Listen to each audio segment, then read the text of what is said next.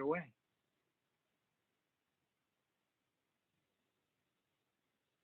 Okay, let me just share my screen here.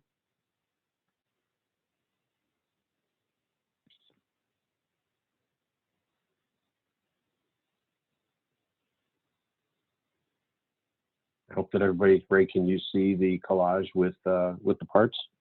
Yes, I can. Okay, very good. Yeah, thanks everybody for joining. And as Ray mentioned, the newest division of the newest ultrasonic welding division for Herrmann Ultrasonics is welding of metals.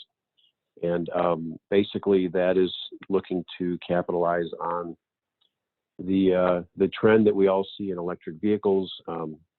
So we've introduced equipment that borrows the heart of our system, the generators and converters, the very proven technology that we have in our generators and converters, and applying that to ultrasonic metal welding of the anodes and cathodes, the foils within a lithium-ion battery, or the battery management system, the high voltage cables that supply the motors and whatnot in an electric vehicle.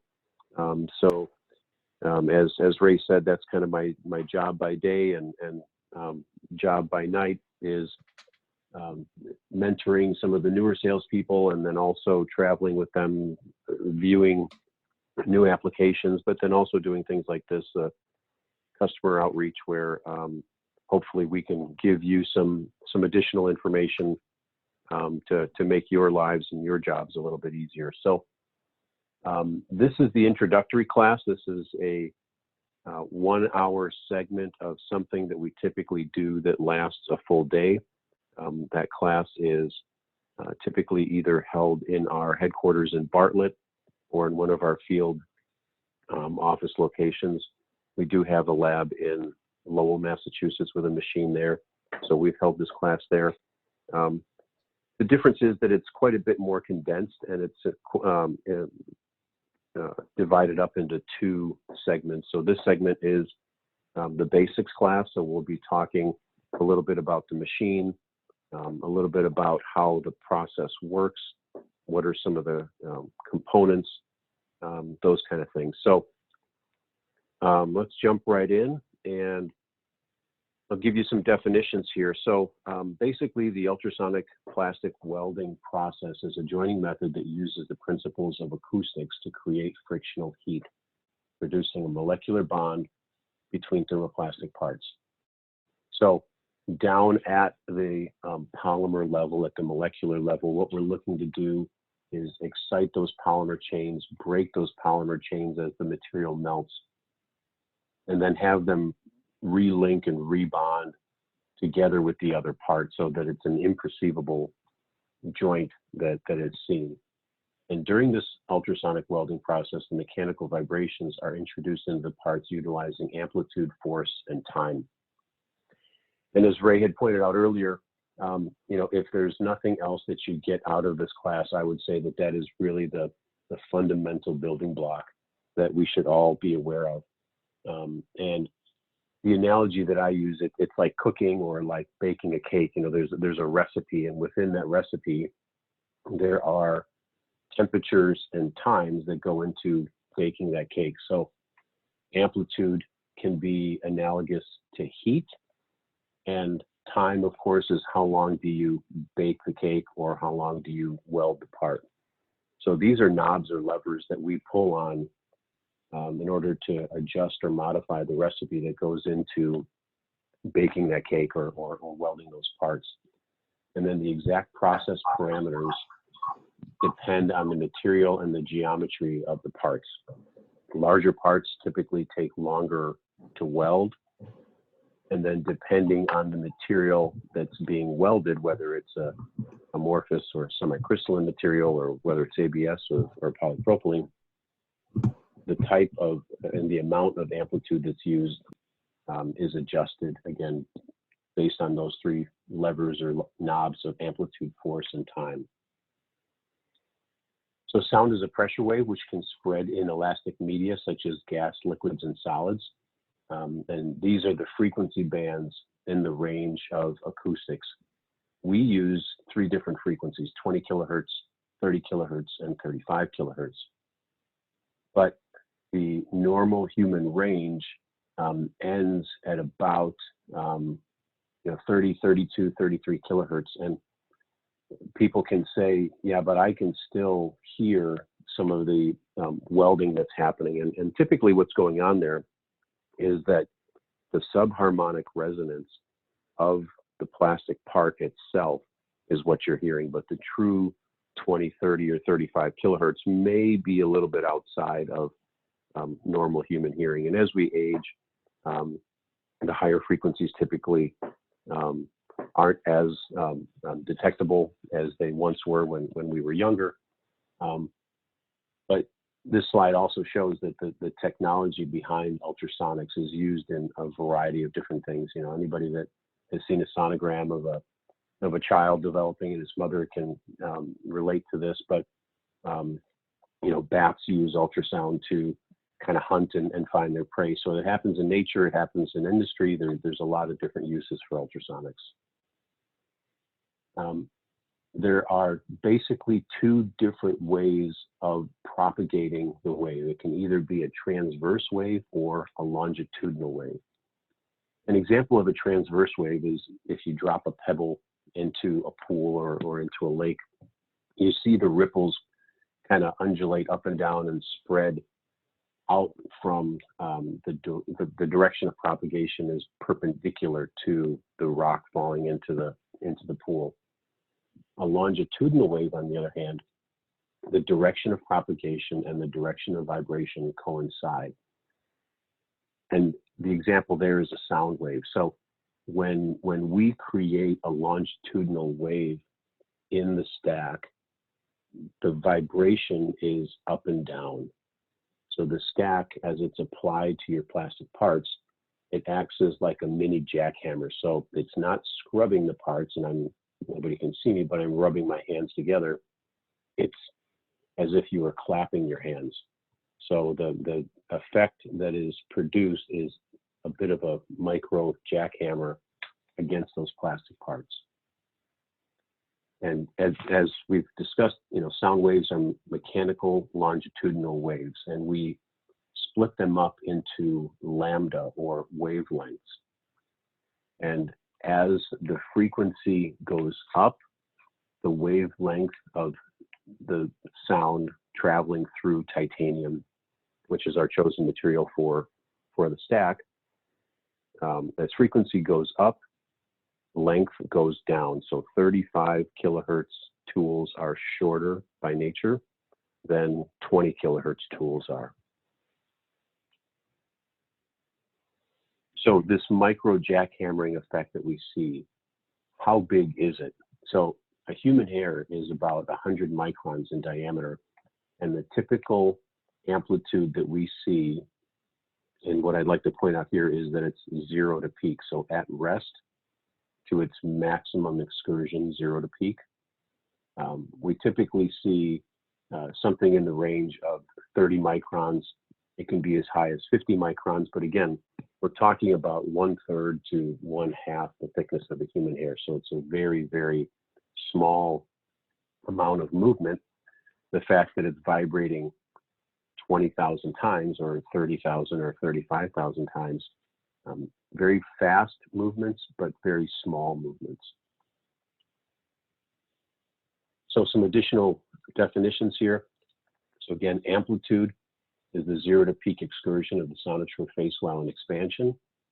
So the sonotrode contracts and expands, contracts and expands. So the amplitude that we're measuring is from 0 to peak. So that's amplitude. The definition of frequency is the number of cycles per unit of time. So every time that you see the wave or that you get that excursion of peak to peak, that is the definition of frequency. So 1 Hz or 1 hertz is 1 cycle per second. And in the case of 20 kilohertz, it's 20,000 cycles per second. Each of the components in the stack has what's known as a nodal point. The nodal points are here. So when it changes from that at rest to minimum excursion to the expansion and back to contraction, it has to go back through that 0 point. So if I were to hold a rubber band between my fingers, the two ends of the rubber band, and stretch it, you could hold the middle of the rubber band. That's the nodal point. So that's where we mount the stack, hold the booster, hold the converter, and at times, if we need to, hold the sonotrode. At the nodal point is where there's zero movement, and so that's why we can hold and mount that tool within the actuator.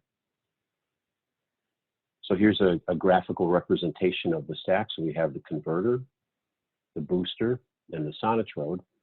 The nodal points are here.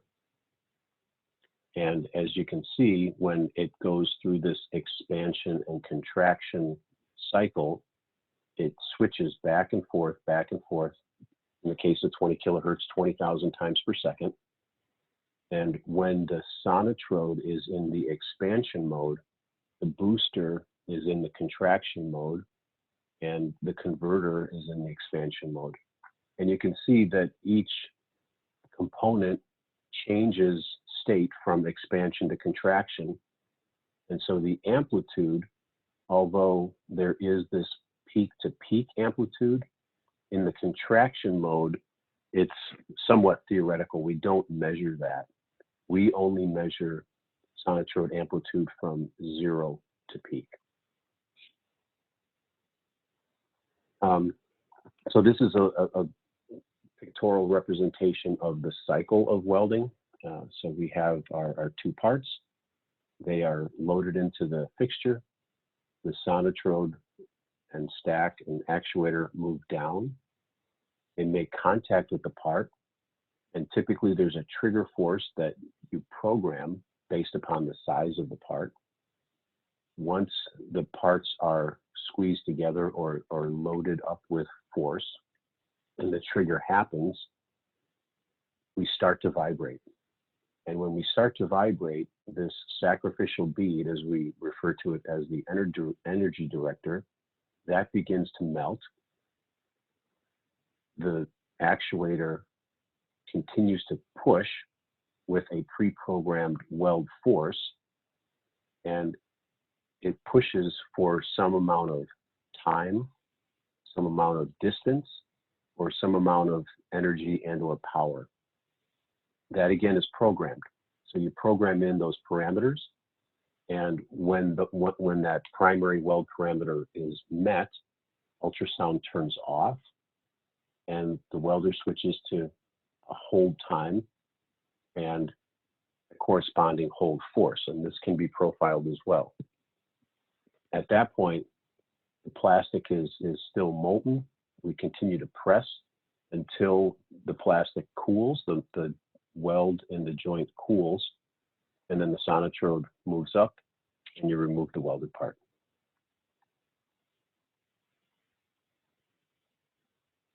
So this is a video of a lure fitting, a typical application that we weld, and I just wanted to point out a few things before I start the video.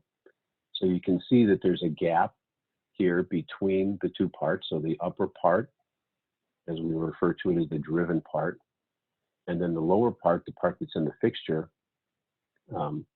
should remain motionless. The weld bead is approximately here in this area. So what you'll see is a full speed cycle.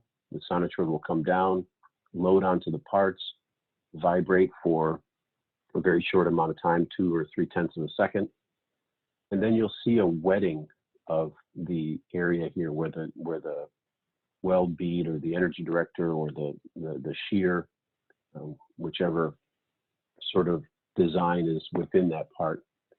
You'll see that melt, and you'll see it then bond and the sonotrode retract. So there's a full speed video, and then there'll be a video at half speed as well. Oops, sorry about that.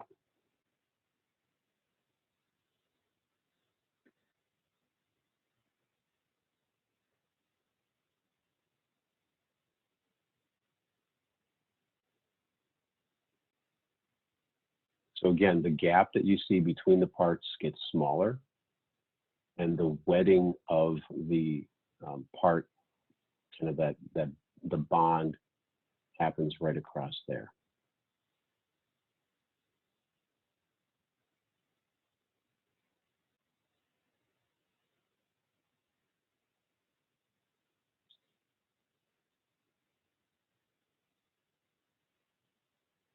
Okay, so there are various inputs and outputs into the machine. I've mentioned a few of them, but the main inputs that we have in the startup phase are we have to choose the frequency to use, and that's typically driven by the size of the part. Larger parts use lower frequency, smaller parts use higher frequency. And then we choose the amount of amplitude based upon the material that's being welded and the weld part design.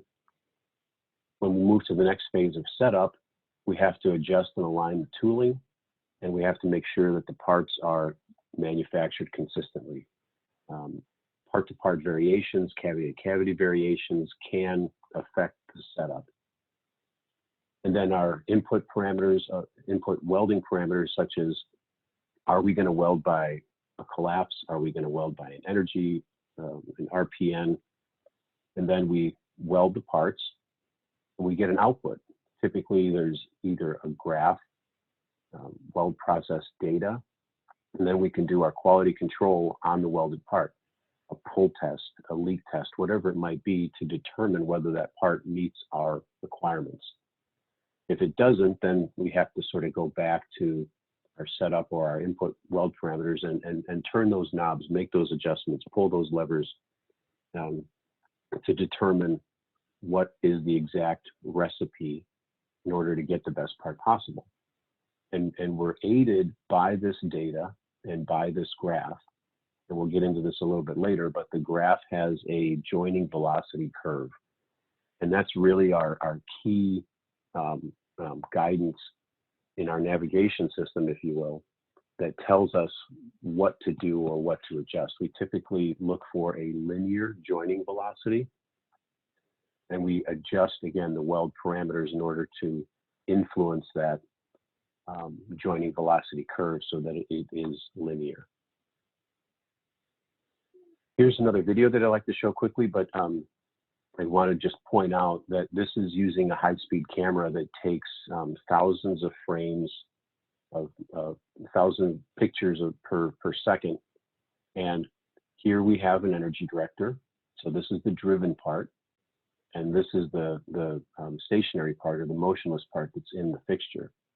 So what you'll see is, because it is so high in resolution and so zoomed in on the parts, you'll actually see this part vibrate. So as it's vibrating, you'll see the energy director melt, and the molten material will kind of flow.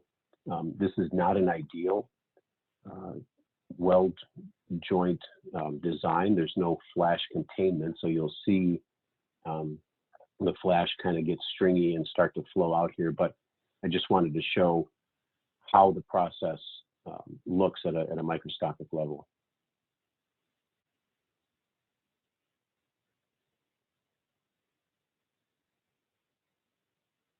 So that energy director is essentially a sacrificial bead, as I call it.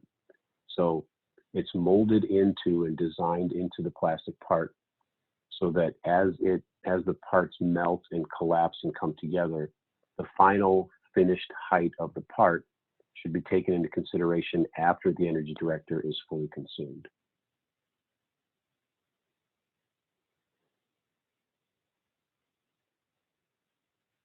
So it's important for us to get the right amount of heat into the plastic parts.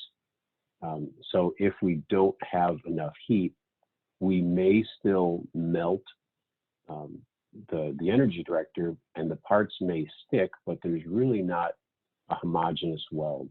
So initially, the crystallized solid part here, as you heat it up, those molecules start to move around, get excited, the polymer chains break, and if they cool, and we haven't reached the melting temperature of the materials again, you might get some sticking of the parts together, but there's not a true homogeneous mixing of the melt. When we have the proper amplitude or proper heat that we introduce into the parts, we get this intermixing or molecular exchange of molecules between the parts, and therefore we get a true homogeneous bond. So here's a close-up of what the screen looks like that we use for programming and for process control and for quality control. So on the graph, we can display various things as absolute distance, which is where the final point in space is after welding, RPN, or the amount of collapse that the parts went through, how much power was consumed, how much force was applied, what amplitude, what frequency, and most importantly, the velocity. So you can see here this blue line is the joining velocity curve, and this is almost ideal. I would maybe profile the force a little bit higher, because what's happening is that the energy director is a triangular shaped bead, and initially when it's at the point of the energy director, the melt initiation is pretty easy to achieve. But as you consume a larger cross-sectional area of that energy director, as shown in that previous video, typically more melt is consumed and we have to push harder.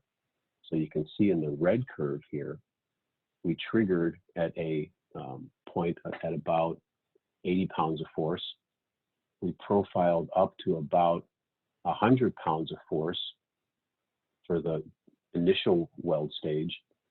And then you can see here, the weld profile increased slightly, and then it increased slightly again. So we have weld force 1, weld force 2, weld force 3. And again, this joining velocity curve is pretty good. I'd like to see at about this point, the curve continue on that upward trajectory. And therefore, what I would do is weld force 2 would have a little bit higher of a difference than weld force 1, and then potentially weld force 3 would have a higher application of force over weld force 2 as well. So that will influence the speed at which the parts are going together, which will result in this blue line being a little bit more linear. We also have some quality control things that we can look at statistically to see how in control the process is.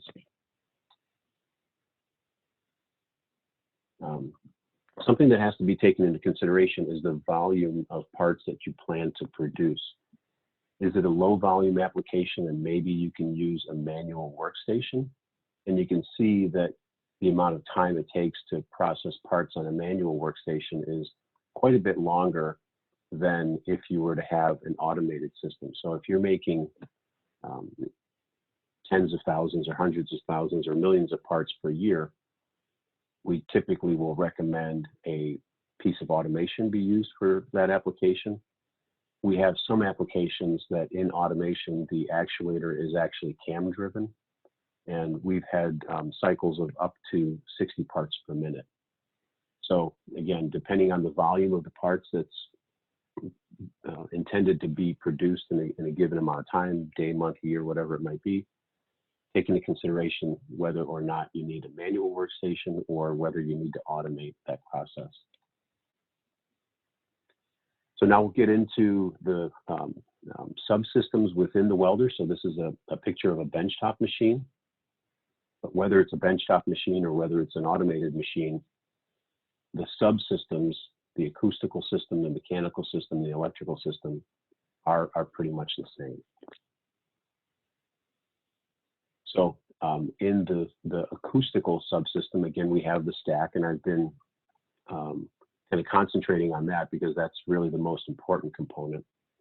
So the converter, as its name implies, it converts electrical energy into a mechanical vibration, and we'll get into the specifics there in just a little bit.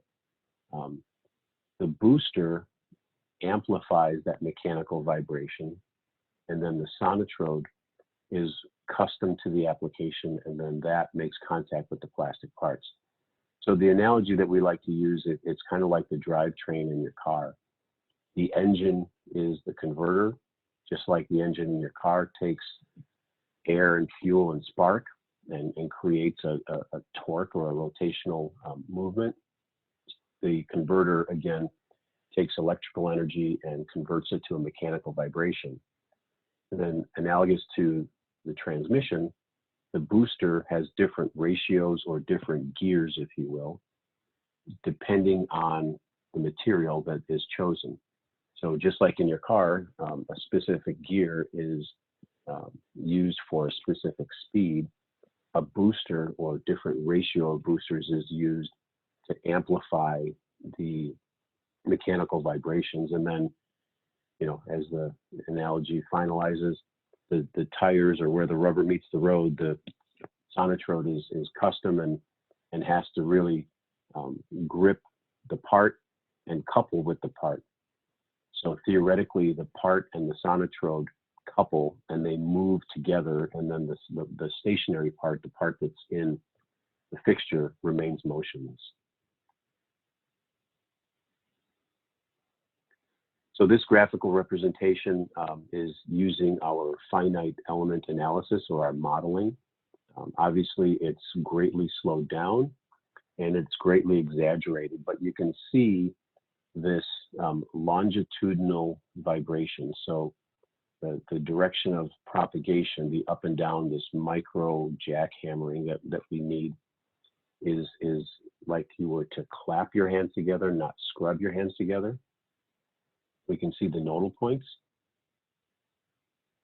And then we can see that in this case, we're measuring peak to peak, but the output of the converter is 10.5 microns, 21, 22 peak to peak.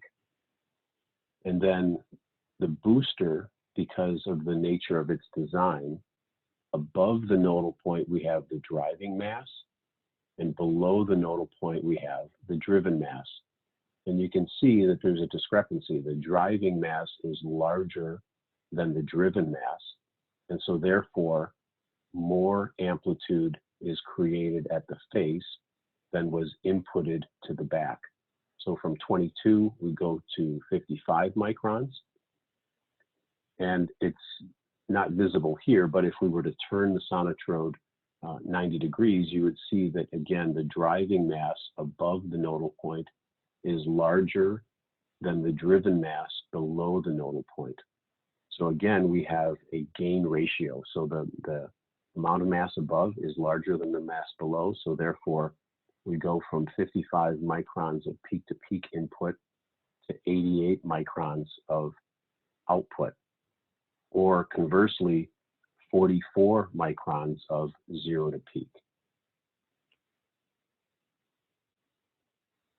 So again, here you see that the waves are small, increasingly larger, increasingly larger.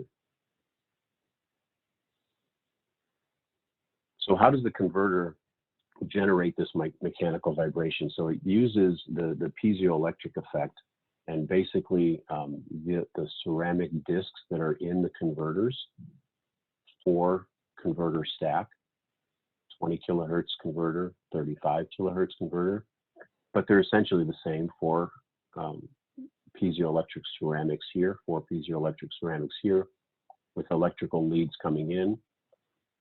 So when we excite them electrically, they expand and contract, they vibrate mechanically.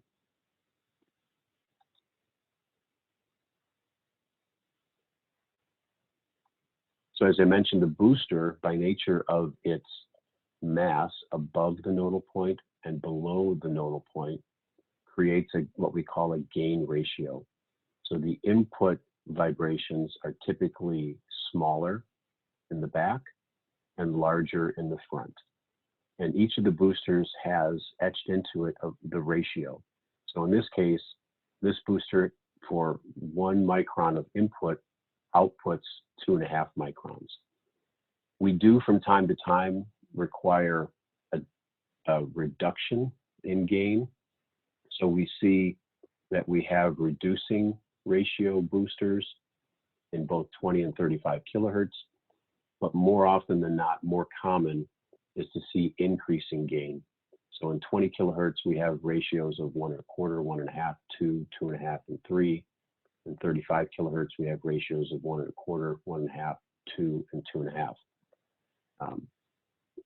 In setting up a process for our customers, we are essentially responsible for picking the right booster. The reason we're training or teaching about this is that sometime down the line, you may change your material or something else may change in the process. So how do you get the process back into control, or how do you get the output to meet your requirements? More often than not, it's a change in amplitude that will affect how the parts are welded. Another question that often comes up is about this mounting ring. Why is it there? How does it work? What's inside there? And a common misconception is that it's there to kind of bolt together the two halves of the booster.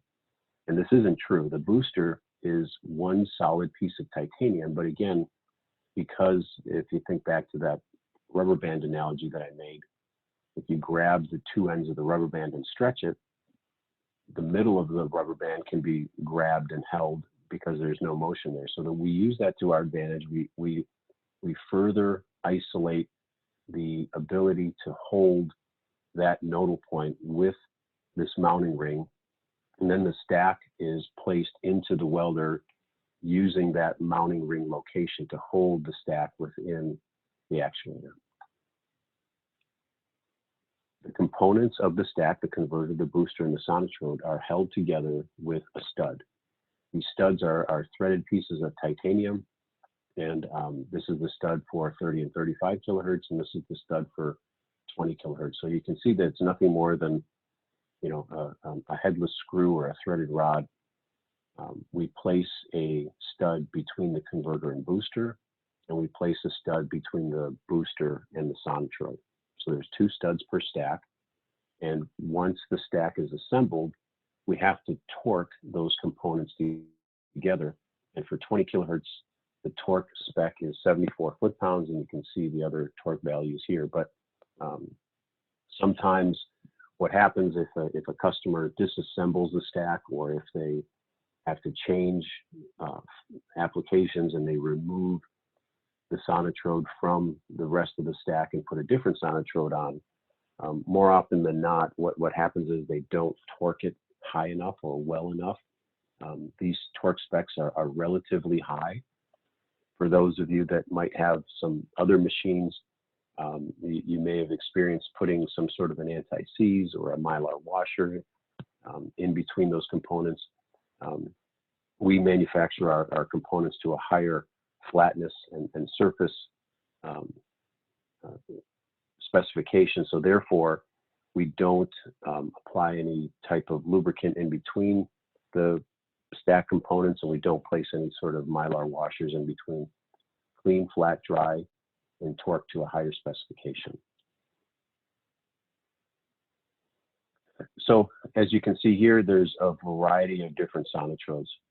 The sonotrodes come in many different shapes, sizes, and materials. Here are just some round sonotrodes, larger round sonotrodes, some blade sonotrodes or block sonotrodes. And you'll notice that some of these have what we refer to as slots. So there's slots here, and the slots are used to channel that longitudinal vibration up and down, and not to stray or not to vibrate in a parasitic mode, as we call it. A 20 kilohertz sonotrode is about 5 inches long. So when a sonotrode becomes wider than it is long, the vibrations don't know whether they're supposed to be going up and down or at an angle or transverse. So these slots are added in very specific locations. They're very specific in their width, and they're very specific in the location from the back of the sonotrode and the front of the sonotrode. All this goes into the tuning aspect of the tool, because the tool has to vibrate very precisely at 20 kilohertz. So again, these slots are put into larger sonotrodes that are wider than they are long. The Different materials that we typically use are either titanium, aluminum, or steel. I would say about 75 to 80% of the tools that we make are made of titanium. And then the other, 10% in aluminum and 10% in steel, plus or minus. Titanium has the best mix of strength and elasticity. Aluminum is very soft, so it can have more amplitude or it can be stretched more than titanium. However, because it's softer, it can wear out faster as well. So on the other end of the equation is CPM steel. If you have a glass-filled nylon, for example, and we've seen applications of glass-filled nylon up to as much as 30% glass fill. The glass fill is abrasive, so the tool can wear. It's making contact with, the sonotrode is making contact with that plastic part 20, 30, 35,000 times per second. So just as if you were to beat on something multiple times, it'll deform, it'll wear, it'll change. So we choose the material of the sonotrode depending upon the material of the plastic part to be welded. And then furthermore, we can add coatings, such as a hard coat anodize on aluminum tools, tungsten carbide on titanium, chrome plating. We've used diamond coating, we've used nickel Teflon.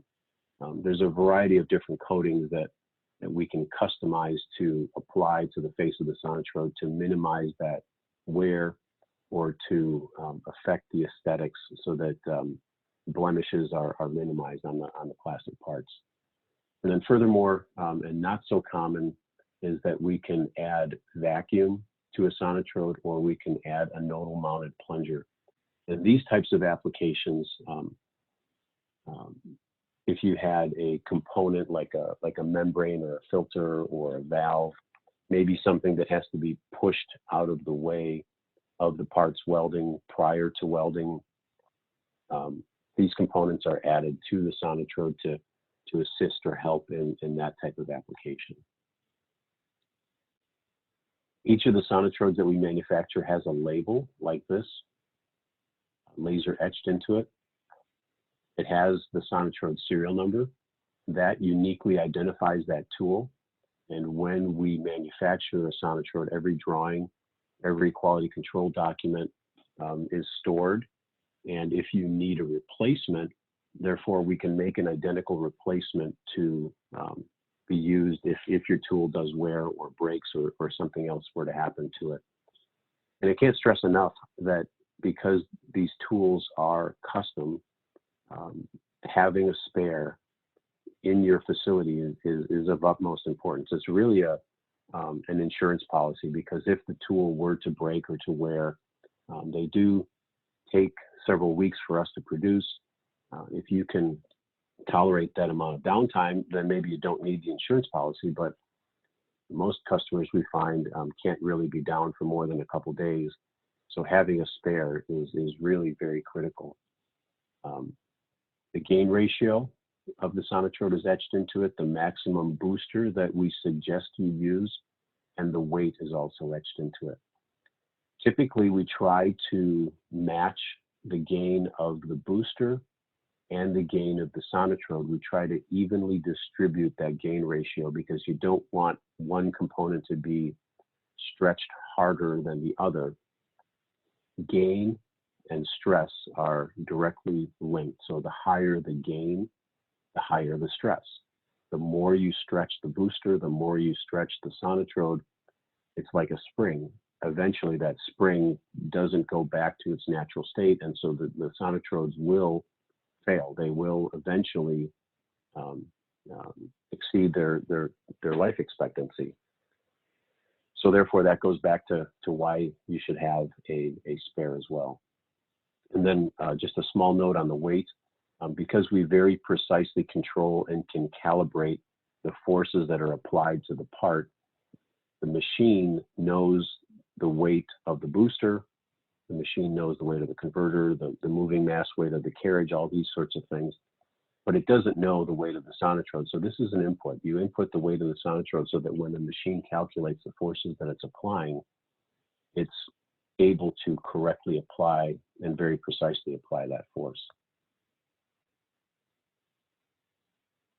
So something else that the finite element analysis helps us do is to eliminate those parasitic frequencies that I mentioned earlier.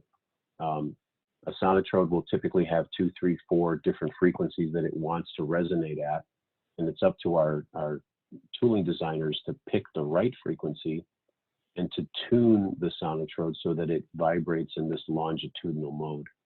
And as you can see, the amplitude across the face of the sonotrode is very even, whereas this one that has been improperly designed or improperly built has varying amounts of amplitude. So there's no amplitude in the middle, and there's more amplitude at the sides.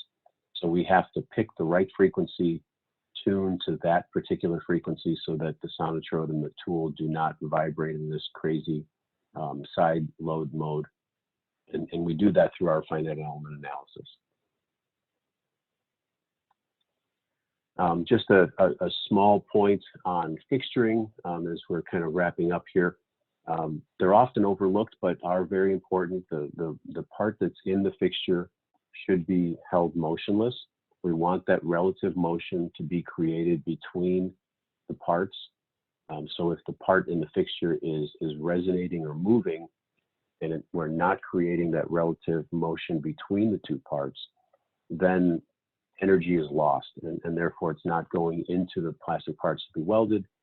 You may feel heat at the face of the sonotrode. You may even feel heat in the fixture. But typically we want the part within the fixture to be very rigidly held so that it does not move during the welding process.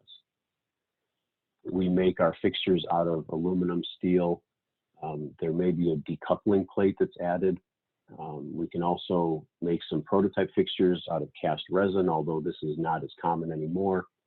With the increasing ability to CNC mill fixtures, we can really make a cavity or very closely match the part with our CNC machining of hard fixtures, and we typically don't have to cast resin for fixtures any longer.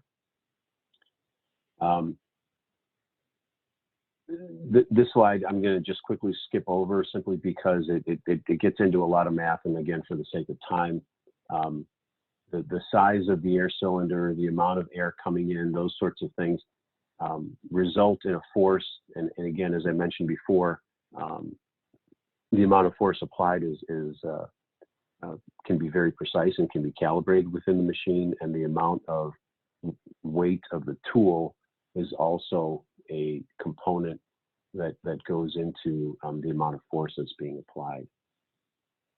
The other things we have to consider is the friction of the slide mechanism against the carriage. We have some low force machines that have very low friction guide rails.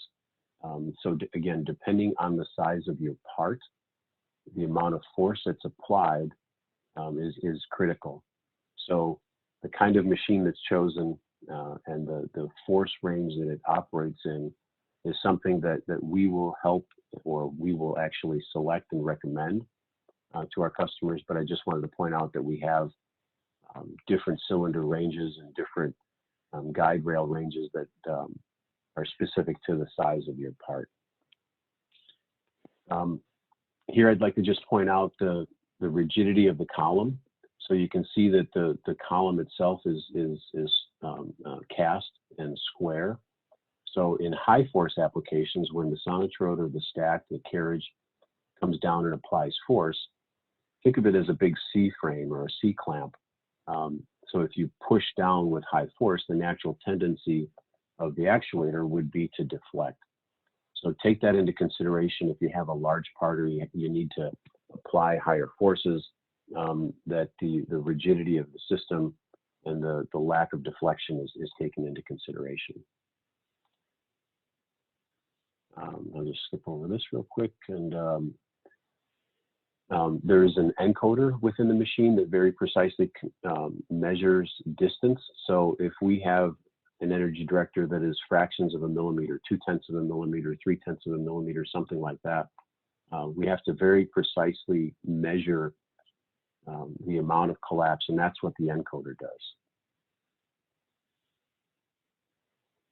And then our trigger point detection. So we typically will set a range, maximum and minimum, of where the welder should encounter the part. So if you have part variations or if the part is misloaded, the welder does not just blindly go through and start the weld. So the parts have to be properly loaded and properly found by the sonotrode. So once the sonotrode finds the top of the part, comes to rest, and it's within this trigger window, only at that point will the encoder be zeroed and the welding starts, and then it continues until your primary weld parameter is met, whether that's a collapse distance or whether it's an energy or whether it's a power, whatever it might be. But it all starts with this triggering algorithm that we have in finding the top of the part. So the generator is responsible for taking the electrical energy from the wall, amplifying it to a very high voltage, very high frequency, and then outputting it to the converter. If you find yourself in between boosters, or you have a very specific amplitude requirement, the generator has the ability to minutely adjust by 1 percentage point to lower the amplitude. So in these situations, if you're in between boosters, we typically recommend that you use the higher booster and then kind of choke or throttle back the amplitude within the generator. Converters output more amplitude depending on the power level of the generator. So for very large parts, higher wattage is required, but typically higher amplitude is required as well. So if you have very large parts, it's not uncommon for us to recommend or use a larger generator or power supply. The generator has a digital signal processor, which together with the resonance scan, we recommend that once the stack is placed within the machine that you conduct a scan, and therefore the generator will match the output frequency of the stack and then track it throughout the cycle, because as it's loaded onto the part, the frequency can shift a little bit. And then as it wears or as it heats up or as the conditions change over time, the generator will continue to match the frequency and adjust so that the tooling is operating at an optimal point. The way that we calculate amplitude, again, because the output at the face of the various components increases, we have to multiply the output of the converter by the booster, multiplied by the gain of the sonotrode, and then multiplied by the percentage within the generator. So in this case, if we're using a 20 kilohertz generator with a 2 kilowatt power output, 10.5 microns, times the booster ratio of 1:2 and the sonotrode gain ratio of 1:2, and the generator is set to 80% amplitude. So 10.6 times 2 for the booster times 2 for the sonotrode times 0.8 for the generator, we have an amplitude output in this case of 33.9. I'm sorry, I'm kind of run through here, just looking at the clock. We're up against some time limits here, but these slides will be available to everybody, and if you have questions, we can go over them specifically as well. But finally, the controller is a very important user interface. Shows you the graph here, the output parameters or the data for each of the individual parts that were welded, and then also some histograms of the weld process over time. So really what's quite important is that we can visualize the process within this graph. And again, the blue line, the joining velocity curve. And here you can see that the force profile is a bit optimized. So the discrepancy between trigger force, weld force 1, and weld force 2, an increasing profile of force, influences that joining velocity. And as we apply more force, we also see that the power, the green line, also increases. So the harder you squeeze or the more you push on the parts, the more power that's also drawn from the generator. Okay, so that concludes the basics course. Ray, I guess if we have a few minutes here, maybe we will run over a little bit, but I'd like to open it up to any questions that folks might have. Yeah, as a matter of fact, kind of expanded on the last time that we've been doing this. We try to get a little bit better. Vasco, I want to let you know that I already conducted a bit of a survey on the presentation and the details with some feedback, and a good majority of them got back, and they're all 9s and 10s, man. You are it. Great, thank you. I do have a couple of questions that came through on the chat. The first one says, how is the variation in bonding strength from part to part using ultrasonics?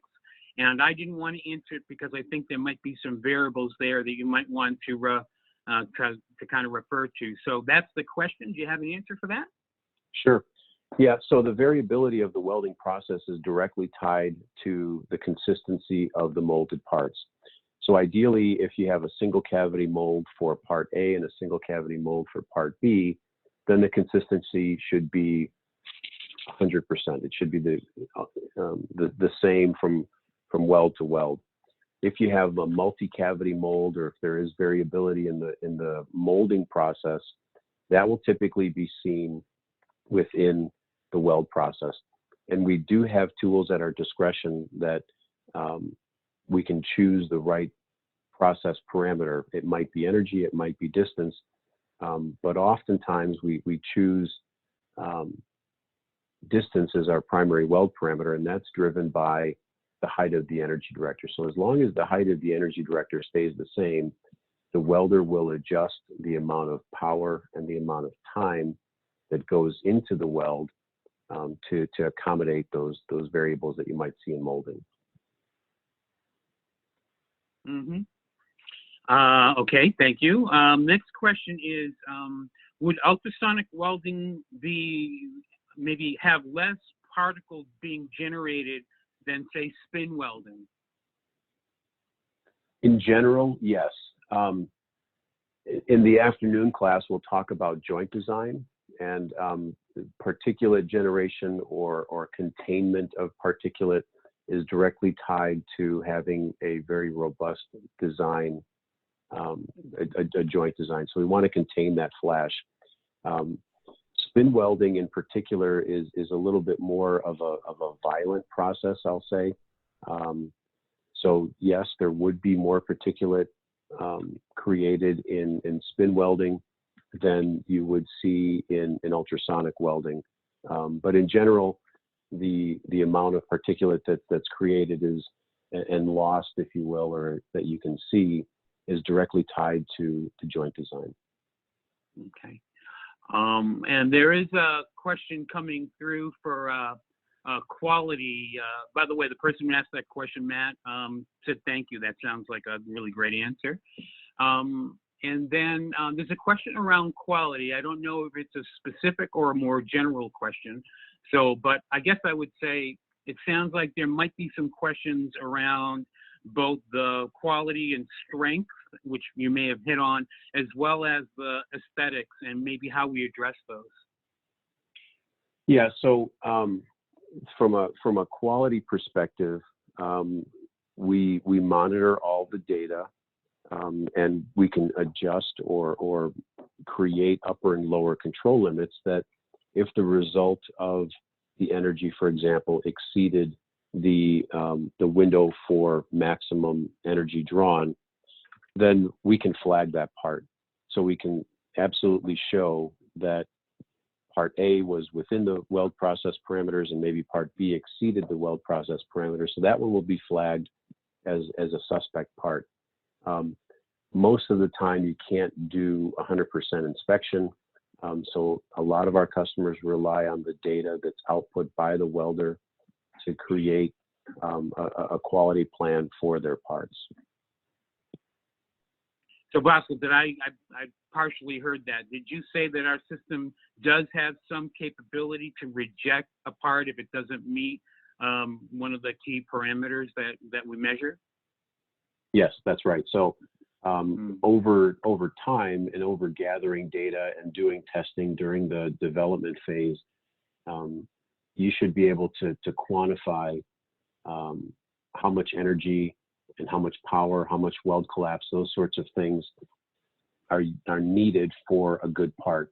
So if the process, if your molding process creates variations in the molded part, then of course naturally you would see some variation in the welding process. The welder doesn't always create good parts out of bad parts, but if the part coming in were dimensionally different and it required more energy or less power or whatever it might be to finish the weld, that part will be flagged, and then therefore you can either scrap it or you can test it to make sure that it's still within the quality parameters. But yes, there is the ability to get data and quantify each weld.